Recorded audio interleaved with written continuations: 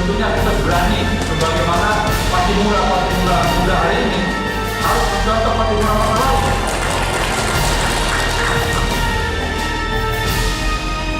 Kita rasanya tidak boleh membiarkan warga kita, masyarakat kita mengalami kekhawatiran.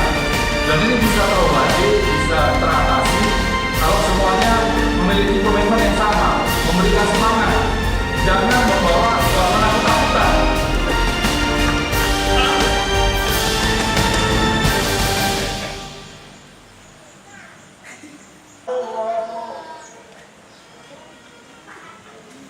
Atas petunjuknya yang diberikan kepadamu supaya Allah SWT berfirman, Bismillah.